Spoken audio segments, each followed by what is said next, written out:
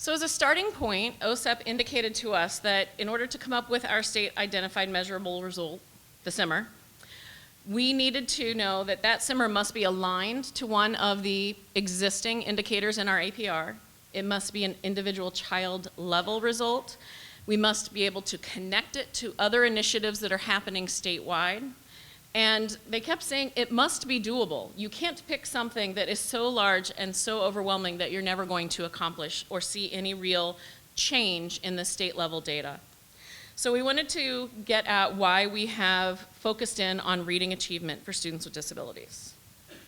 In reviewing the indicators, because it must be a results indicator, that narrows us down to 5 options of all of the LEA level indicators. Here are those 5 options: graduation, dropout, academic achievement, ECHO, and post-school outcomes. We first eliminated indicator 7 and indicator 14 from consideration.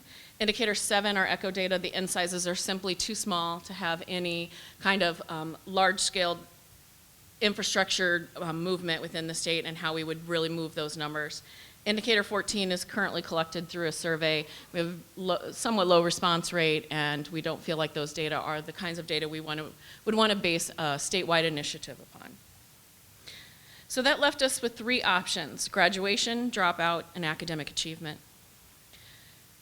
We've been working and focusing in this state. The work you all have done for the last 4 years around graduation has been phenomenal, and we've seen our graduation rates increasing every year for a number of years now. When I first started, we had graduation rates as low as 41%. We're now consistently in the area of 64. This year we actually go slightly over to 65% for the new data that have yet to be published. So one of our considerations was, while our change is slow, we are consistently increasing every year in our grad rate, our on-time 4-year grad rate for students with disabilities. We are looking at the PPR level and in the accountability world at including the 6-year grad rate for students with disabilities. So that's additional work that is really going to work to show the work and effort of you all and the districts. So graduation was sort of put on the back burner. We do have one of the higher rates of students with disabilities graduating in 4 years of the standard high school diploma, which was another reason to eliminate this indicator from consideration. Dropout has been fairly stable. Our gap is consistently widening over the last 4 years between students with disabilities and the all student rates. However, we have been hovering right at 15%. And we do have the lowest 4-year dropout rate of all the states, of all of our neighboring states in New England. So again, we decided to eliminate this indicator from consideration. We looked at achievement and we focused in on reading. The reason we focused on reading is it is the lowest performing subject for students with disabilities. So this is just some basic data about the CMT. So this is only CMT grades 3 through 8. And the performance of all students on reading compared to students with disabilities. So the reading achievement gap has consistently been at 31% between all students and students with disabilities. When we look at that information by subgroup, the only subgroup who is underperforming students with disabilities would be students who qualify as English language learners, or ELs. Students with disabilities are consistently 10 SPI points lower than that of the other major subgroups, students whom are Black, Hispanic, and qualify for free and reduced lunch. We break it out by disability category, because one of the things we had to have conversation about is, where are we going to go with this? We can't tackle 70,000 students. The reading achievement of 70,000 students isn't necessarily doable, as the feds had said. So one of our first questions was, would we focus in on a disability category? And as you can see, that the 2 lowest performing groups are students with intellectual disabilities, and then that other category are low incidence categories. One of our concerns when we look at our major disability categories is that how do we implement an intervention at a child level that would require you to go in and do one thing for one kid in the classroom and ignore all of the rest of them in that intervention? And we felt like that really wasn't a feasible way to approach this topic. We also felt that the N size now became too small if we were to focus on our lowest performing disability categories. One of the things we did look at was how students by disability category were performing across the state. And I know that this slide, you're like, what the heck are you showing me, Diane? But there is a purpose for this. The reason we reported this out by every DIRG, and I know we don't use DIRGs anymore, shh, don't tell anybody, because that was really one of the easiest ways for me to show you this information. And what I think is most fascinating, if you look at ID, it doesn't matter what DIRG your district is in, the SPI for students in grades 3 through 8 are all within about a 7-point range. So ID is ID is ID across the state. But look at the range for ED of the SPI, this Reading Performance Index, for students who qualify under the category of ED. We have students who are, we have SPIs in some DIRGs that are as low as 30, and in other DIRGs that are as high as 60 and 70. The achievement gaps across the DIRGs for disability are vast, and they're actually wider than the achievement gaps for all students.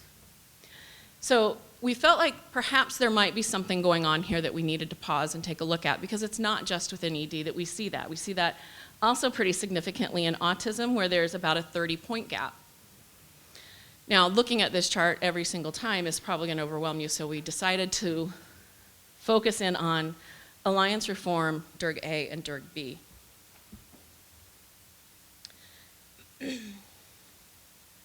This information shows you the all-student Reading Performance Index in blue, the Students with Disabilities Performance Index, the performance index of all students in the Alliance districts, and the performance index of all students with disabilities in the Alliance districts. And one of the things we were noting is the gaps are slightly more with our Alliance districts between how our students with disabilities are performing versus our all students, versus how we have that 30-point gap for all students with disabilities to all students statewide, and that gap tends to get a little more exaggerated at the Alliance district level, but not enough so to cause us to say, oh, that's where we have to go, right? There wasn't, it was like maybe 32 or 34. So that wasn't enough of a trigger to say, oh, okay, we're done, we're gonna focus in on our Alliance districts. This is just, I removed sort of the noise from that other one so that you could see how distinct the differences are by disability for the Reading Performance Index. We did look at the information by race. One of the things that we have discovered through this process is that as we start to tackle this work, we really are going to have to differentiate our interventions across our districts in very different ways. When you look at the race data, our Alliance and Ed Reform districts do not have dramatic race gaps in the performance of students with disabilities. You see dramatic gaps of 20 points or 30 points in our DIRGs A and B. So having a race conversation around how we're going to affect a change in the performance of our students with disabilities in reading in the Alliance districts wouldn't make a whole lot of sense, but it might make more sense if a DIRG A or a DIRG B or a DIRG C school were to be selected. We also looked at our data by time with non-disabled peers. When I look at this chart, what I see is that in Alliance and Ed Reform districts, so those are our 30 lowest performing districts in the state, whether a student is fully included in the classroom, is what you would consider a resource room student with 40 to 80% time with non-disabled peers, or is in a segregated classroom, the gaps in performance of those students, regardless of whether they're fully included or fully segregated, are not very different. But if my child the students with disabilities are in a higher performing district, removal from the general education classroom is having a dramatic impact of 30 points. So having conversations around placement for our students with disabilities is really critical if we're going to be looking at our higher socioeconomic districts. We also looked at the data by grade level. And what we saw were that there weren't dramatic changes across the state with regard to a district category, but that something weird is going on in third grade for students with disabilities. And it's consistent across high socioeconomic, alliance districts, statewide. The gaps are very similar, but they are much lower. Our kids with disabilities are performing much lower grade 3. We looked at our reading performance data by suspension and expulsion. One of the more interesting points is that ed reform districts represent only 26% of the enrollment in the state of Connecticut, but represent 65% of all the students with disabilities who are suspended or expelled. So data around suspension and expulsion now become a really critical indicator and a way to look at how we can build supports and improve the reading of students with disabilities in our ed reform districts. When you look at race data, so this is all other districts in Connecticut, the race breakout by enrollment, then all other districts where the students have had a disciplinary event, and then the same breakout for reform districts. Reform districts, the enrollment race breakout and the suspension expulsion race breakout are not very different. We do see an impact of race in all other districts than the 10 lowest performing in the state. But dramatically, the issue around suspension and expulsion must be a consideration in any intervention that's designed for a district that is an ed reform district. We ran those data by days sanctioned as well. If a student has no 0 days sanctioned versus 1 to 9 days sanctioned versus 10 or more days sanctioned, how is their performance? As you see, the length of the sanction is having 0 impact in alliance and ed reform districts. So suspending students out of district, we're suspending a lot of students out, and it's having 0 impact on their reading performance level. Whereas a student with disabilities who is suspended out, you're going to see an automatic 15 to 18 point gap occur in our DIRGs A, B. We also see these trends in C and D. We looked at our chronic absenteeism data around reading. Just in general, students with disabilities are twice as likely to be chronically absent than their general education peers. Being absent in an alliance or ed reform district, being a chronically absent student, does not have a significant impact on your reading performance level. So that means students with disabilities in our 30 lowest performing towns who are out of school, more than 10% of the total year, are not seeing a drop in their reading.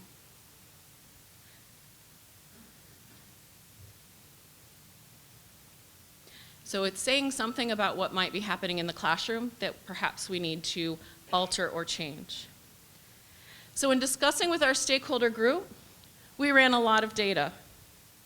We talked about whether or not we should focus on a disability category, and the advice of that stakeholder group was not to look at disability categories. We talked about the significant differences we see in our statewide data across alliance and ed reform districts. And one of their major recommendations was, let's pause on this work. We have to think about all of the work that's already going on across our state with alliance districts and ed reform districts.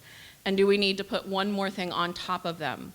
So is there a way, their recommendation was to say, is there a way to look at the other districts and how we can support those districts additionally? We looked at the grade levels, and they were extremely intrigued by the low 3rd grade reading levels. At the 3rd grade level, we do have a large enough N size statewide to really see a change in movement in our data. There are approximately 5,000 students with disabilities at each grade level. And then we talked about what was going on with time with non-disabled peer data, discipline data, and chronic absenteeism data, and how that data might be more meaningful when we're getting into a district level theory of action, because while chronic absenteeism may be a problem for one district, it may have nothing on the plate for another district. So why would we couldn't go into our districts and offer supports and interventions for that district by using some sort of menu that exists and everybody's getting the same thing. We were really going to have to differentiate what kinds of supports we were going to provide to the districts who were involved in this work. So the final stakeholder recommendation was that our SIMR is to increase the performance of all students with disabilities on grade 3 reading assessments statewide. So we have a statewide SIMR, but we will be attacking this SIMR through the work of the department and the work of the Bureau of Special Ed at an individualized level at a district level. Individualization at the district level. So how are we selecting districts for this process? For the 15-16 school year, we are not using your 2014 CBAC data.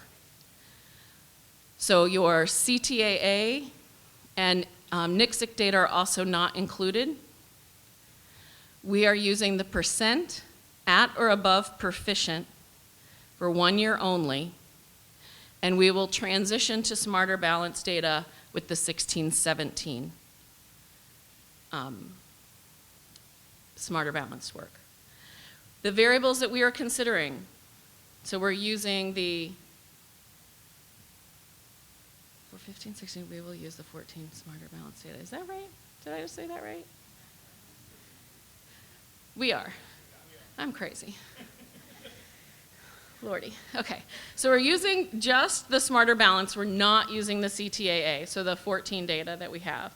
We're only using percent proficient or above. We're not using SPI for the first year. The SPI is something that's not going to be calculated this year until we get into November or December. We should have already selected districts by then. So we really don't have the time to wait for the new calculations to be run.